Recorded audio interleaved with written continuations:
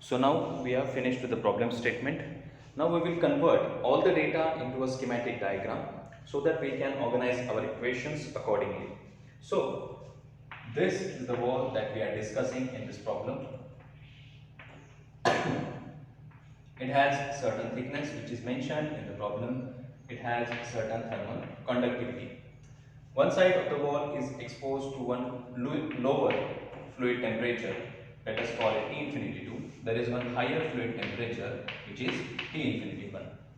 There will be some temperature on one side of the wall and there will be some temperature on the other side of the wall. Now let us write down what exactly is the data which is provided. So one side is exposed to a higher temperature 25 degrees Celsius and second side is exposed to a lower temperature fluid which is minus 15 degrees Celsius. There is heat transfer coefficient on this side, so that is H1 and it is equal to 15 watt per meter square Kelvin. There is heat transfer coefficient on this side as well, so we will write that down as well. So it is equal to 50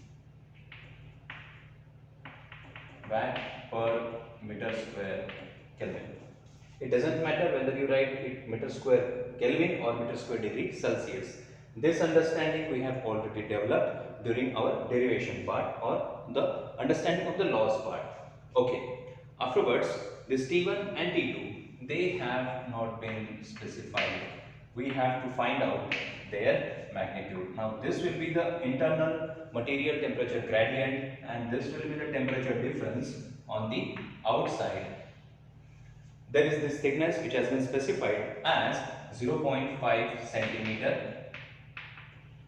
We should convert it into meter, so we get 0.005 meter. This is our thickness. We will write it here itself. So L is 0.005 meter. Thermal conductivity of the material is 0.78 watt per meter Kelvin. Now if you observe, the description of the problem is complete. Everything is done. Only one thing, area of the wall has not been mentioned, so we can consider that area to be 1 meter square. Why? Because whatever be the area of wall, we are solving the problem on a unit area. So at any point if the area is provided, we can simply multiply the answer with the area so that we get the complete answer. So that's why this is not a major concern. Now we will start solving the problem. Firstly, we understand the physics. In this zone, convection will happen. In this zone, conduction will happen. And in this zone, again, convection will take place. Now we will solve this problem with electrical analogy. Why? Because if you observe at this point, it is convection heat transfer. So immediately it will come to your mind that it should be HA delta T. In this case, delta T is T infinity 1 minus T1. So T infinity 1 minus T1, this will be the total heat transfer rate. But the problem is, you don't know T1, you don't know the heat transfer rate. And by the rules of mathematics, you can only obtain one unknown in one equation. So that's why there are two unknowns. That's why you cannot solve this equation. And also, rest of the temperatures are not known, only T infinity 2 is known to you. So that's why we cannot go by the simple application of Fourier's law or Newton's law of cooling. We have to proceed with the help of electrical analogy. So we will start building our thermal network. So the starting point of the thermal network is this temperature T infinity 1, which is the leftmost temperature. So this is T infinity 1. We will start from here. It will go, the next stop for this journey is this temperature T2. Sorry, minus 10. It will be T1. And then again this will be conduction resistance. It will go up to the temperature, second temperature T2. The next stop is up to T infinity 2. So this will be the third thermal resistance, that will be T infinity 2. Now we have understood the physics of this, then we can convert it into mathematics. This is convection, that's why this will be convective resistance. We will call it as RC1. This is conduction resistance of the wall. We call it as RW. This is again convection resistance. So we call it as RC2. Now we will start developing our mathematics. What we should do now? As we know, whichever the delta T that we consider, we have to consider the corresponding resistance. In this case, T1 is not known, T2 is not known, only T infinity 1 and T infinity 2 are known to us, and that's why this problem is important. So, when we consider this much temperature difference, ultimately all the resistances coming into the path, they will come into picture when we are writing the equation.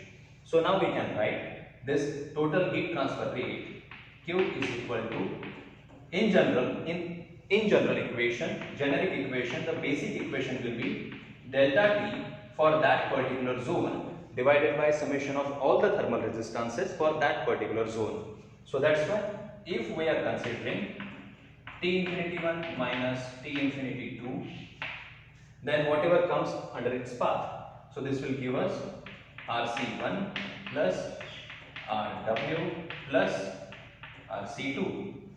This will be the total heat transfer rate. Now in this case, T infinity 1 is known to us, T infinity 2 is known to us. These three resistances we need to determine. We already know their physics, now we can write their mathematics. So here what we can write? Here RC1 by nature it is convection resistance. So mathematically it will be written as 1 upon HA. This H should be of the first section or first zone. So it will be H1. Because it is a plane wall, area is constant everywhere. So that gives us 1 upon this H1 is 15 multiplied by 1, which is area. So ultimately what we get over here, this RC1 is equal to 1 upon 15. When we calculate it, what we get is RC1 is equal to 0.0667 Kelvin per watt. You should do this calculation in the calculator in parallel mode. Okay, RC1 is calculated. Now we have this parameter. We will be focusing on the next parameter, conduction resistance of the wall.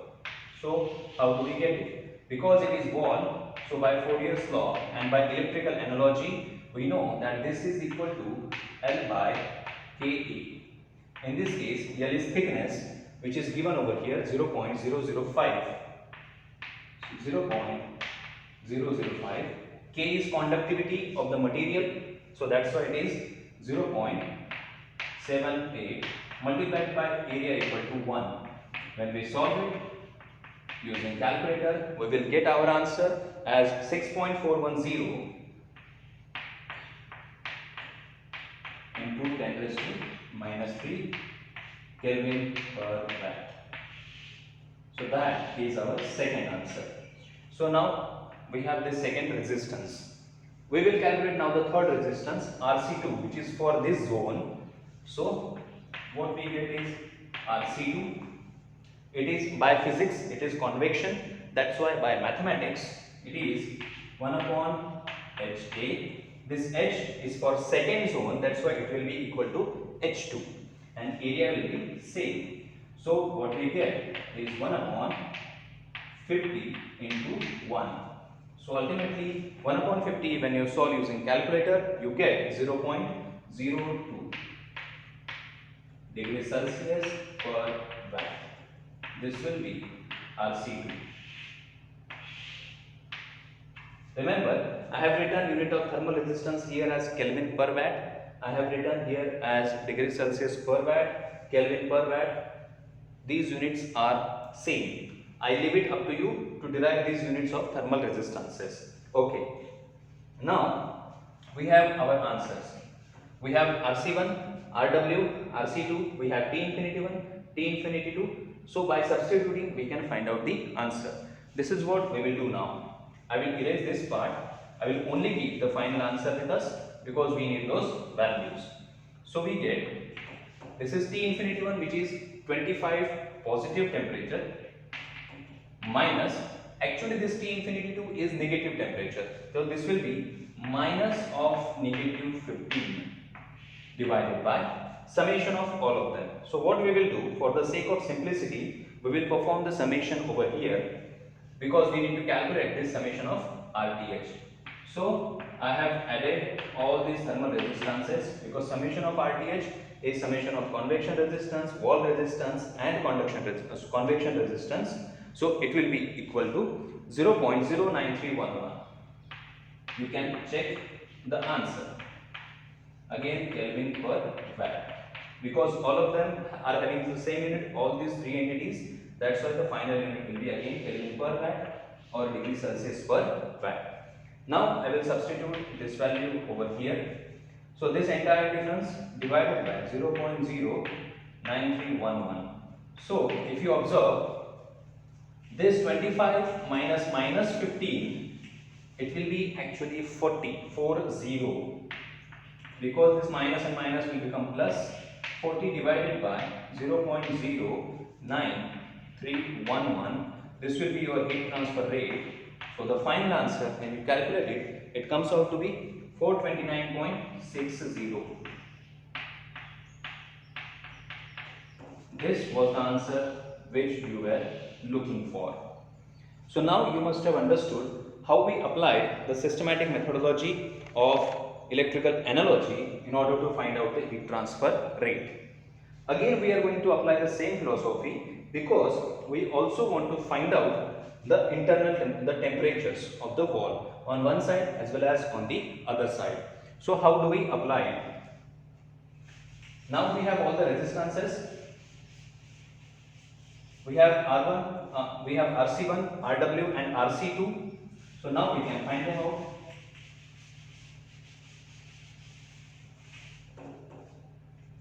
Okay. And there is just the common sense that I am applying, nothing more than that. Now I am bothered about only T1. I want this temperature. So I can utilize this passage. Why? Because I know T infinity 1 and also I know the heat transfer rate now. So the basic equation I can write, it will remain same, delta T upon summation of RTH, but delta T for that zone, summation of RTH for that zone. So that gives me, and it is steady state. For steady state, heat transfer at every section will be same. So this Q is also written as T infinity 1 minus T1 upon RC1. Why? I have considered only this particular zone. So, and in this zone there is only one thermal resistance, so I will consider only that. So this will be equal to 25 minus T1, which is the unknown quantity. The magnitude of RC1, it is already known to me. It is 0.0667. So this is, and the answer for Q is again known to me. So it is 429.60, which has been calculated over here.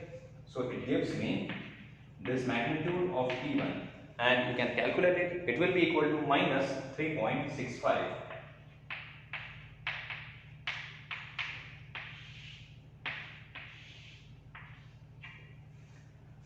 Next, now we can also calculate in the similar fashion the second temperature T2. For T2, we can either use T infinity 1 minus T2, or we can use, because now T1 is also known to us, we can use T1 minus T2 upon RW, or T infinity 1 minus T2 upon RC1 plus RW, or T2 minus T infinity 2 upon RC2. So I am going to use the last one because it has only one term. So I can write same thing. This will be T2 minus T infinity 2 divided by RC2. Anyways, you can check the answer. If you are confused whether answer is right or wrong, you can apply it in multiple zones. The equation basic will be remaining same. Only the temperature values and the corresponding resistance values will be different. So now T2 minus T infinity 2, Q remaining same. So that gives you 429.60. It is equal to this T2 unknown quantity minus T infinity 2 is known to me. So it is minus 15 divided by RC2, which is a known quantity to me. So it is 1 upon 50. So that's why it was 0.02. When you do the math, you come out with this answer. In this case, the T2 after calculation will be minus 6.408 degree Celsius. That is your final answer. If you want to check it whether this answer is correct or not, what you can do, you can apply this technique. You can simply solve T1 minus T2 upon RW.